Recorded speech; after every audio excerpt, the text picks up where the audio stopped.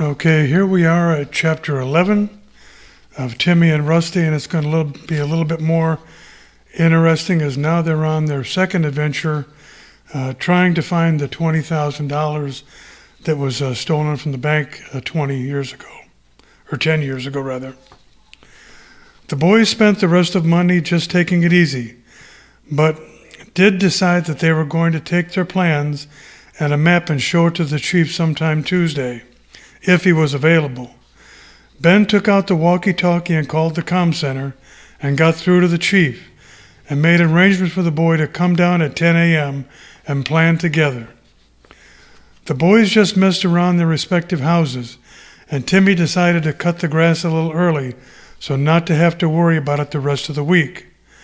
Once he did that, he came in, took a nice shower, put on some shorts and t-shirts, and just watched some TV the rest of the day.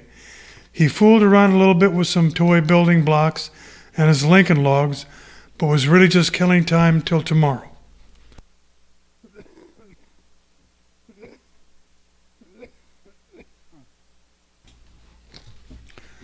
Ben's mom had asked him for some help rearranging and cleaning the basement, as she had a new washer and dryer coming this week and wanted everything clean so the men could just put them in place and plug them up. The men said they would be kind enough to put the old ones out by the garage and the alleyway, as some friends needed a set and these still worked fine but were 8 years old. It was good to help some friends out. They picked them up before Ben's dad got home from teaching. He taught math at the high school and was the head football coach as well. He also taught driver's ed as well in the summer and wondered why in the world he signed up for that. But the extra money did pay for the new washer and dryer, so that was a good thing. Timmy's dad had his own insurance company and sold life, health, car, and homeowners insurance, and had been doing that for over 15 years. It had been started by Timmy's grandfather, who had retired 3 years ago, and was glad his son took over the business. Timmy's Aunt Mary was the office manager for the company. The grandparents lived just outside of town and had a very small farm and raised some horses and some corn and sold 1 or 2 horses over the years. It was just a hobby. Timmy and Ben did like going out there and riding the horses for free and not having to pay $1 like at the park. They also had about 50 acres of farmland to ride on, which made it even more fun. Grandpa Jones had also set up some hay bales and some targets, and the boys could come out and shoot some .22 rifles and have a competition target practice on occasion. They could only shoot when the grandfather was around to supervise. He taught them how to load and unload the guns and make sure that they were unloaded when they came back in with the barrels facing the sky and not pointing at anyone. A mistake and they could not shoot for a month, so the boys paid attention. The boys could also come out and cut the large expanse of front yard grass Grandpa Jones had, as he owned 2 riding lawnmowers, and he taught the boys how to use safely. Plus it meant that he didn't have to do it all the time when the 2 young boys thought it was fun. It was about 4 acres, so it took some time, but there were also times when the Jones and the Morgans got together at the farm and had superb barbecues. It was nice to have good friends. The next day, Timmy and Ben met the chief and went over their map and their plans of the possible drop sites where the Allen boys could have hidden the $20,000 from the bank robbery. The boys and the chief wondered just how creative and smart the Allens could have been, and if even they remembered where they hid the money. They probably did, though. The chief liked all the work the boys had done and said their idea of checking the old Wilcox manufacturing plant made sense, as it was about halfway from the bank and the Allens' farmhouse where they were caught. He had a young and athletic officer, Officer Marks, go with the boys and kind of take care of them and keep them safe. The boys liked that idea, as they got to ride in the police SUV, and decided to take Rusty, but Timmy would keep him on a leash for the start. They all went outside to the vehicle and headed out. There was even a seatbelt harness in the back to keep Rusty safe while they were driving. It was all very clean and tidy. They were now all set, and this was pretty official police work now. Officer Marks pulled in front of the plant and had the keys to the fence and to the front door, and they all entered the main office area. It was all still very clean and tidy. The boys started going through every cabinet and desk drawer on the right and knew that that would be too easy and probably not be where the money was. Officer Marks went to the left and what appeared to be Mr. Applegate's office and started his search. He also pulled out some bookcases to see if there was a hidden safe or two in the room and the walls. He even found a small step stool.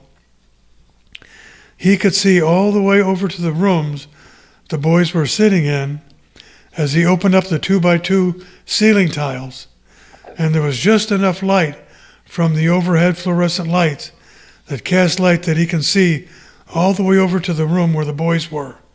There was nothing being hidden up in the ceiling tiles. They all headed out into the plant and looked left and right and found some engineering desks, some long conference tables where probably some planning took place for production schedules, that sort of thing. And then there were some vending machines to the right for snacks and sodas, but they were empty and unplugged. The backs were all opened on all of them, and Officer Marks just looked inside just in case, but there was nothing there. They walked down to the left and saw press after press, and the area was very clean for being closed for years. Officer Marks told the boys it probably would not take much work to get this place up and running again. There were various metal cabinets, file cabinets along the way, and they were filled with various tools and punches and dies for making stamp parts and all kinds of lubricants. Nothing that looked like it held any real paper money. Once they got down to the left end and inspect all of that, they came down and went down all the way to the right end of the plant. They checked everything they could think of that might be a hiding place. They looked through papers on the desks and workbenches, file cabinets, even into paint lockers that had hazardous signs on them. It appeared that some old paint and chemicals had been left behind in some large cabinets, and he would report that back to the chief and get someone from the city fire department to come out there and remove all of it. It was not safe to leave it there. Then they went out the back door of the plant and found a huge field, but one small building that Officer Marks thought might have been an old pump house. The door was locked, but he searched and he had the key to it. He went in and found just some old yard tools, some old weed whackers, a sidewalk edger for keeping the grass off the sidewalk.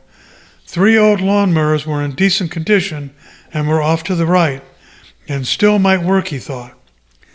Inside the door was a list of names on a clipboard where items had been checked out for use with the dates by the names. Officer Mark was shocked to find one of the names on the sheet was Allen, but no way to know which Allen it might have been. Did one of them work at the plant? And who was it, he wondered. That would be odd. Our first real clue, boys, said Officer Marks to Timmy and Ben. Now we're getting somewhere, he thought. The boys looked at the sheet and were very surprised. Good detective work, said Marks to the boys. There was a steel, tall row of wall lockers to the left, all with built-in combination locks. But where could the combinations be, they thought. They looked at the clipboard, they looked along the walls, and there was nothing. But then they pulled the papers on the clipboard and saw the locker numbers were 3 sets of numbers combinations by each number. "Oh, this is way too easy," said Officer Marks. They each took a locker and combination and started opening each one. The first 3 lockers were empty. The second set of 3 were also empty outside of an orange vinyl poncho with tears in it. In the third set, the last 3, was a payday. A small cloth and vinyl duffel bag about 3 feet long was inside, and there was a black vinyl garbage bag inside that. Inside was paper money and lots of it. It was still dry. Officer Mark started counting as Ben held the banded $100 bills, and it came to $10,000 on the nose. They were all beyond surprised, but that was only half of it. So where was the rest of it, they thought? Was the rest of it in the Wilcox factory, or was just one of 2 places they might have hid all the loot? Officer Marks put in a call to the chief and filled him in on their find. He told them that they were on their way back to come in to see the chief. Officer Marks helped Ben put the money back in the bag, and they locked the front door and all of the lockers, and also locked the chain-link fence gate, and jumped into the SUV and headed back into town. They had secured Rusty also in the back. On the ride back, the boy sat in the back seat and must have counted the money 5 times to make sure it was all $10,000. It was. Now, they all knew they were halfway home to solving their second big case.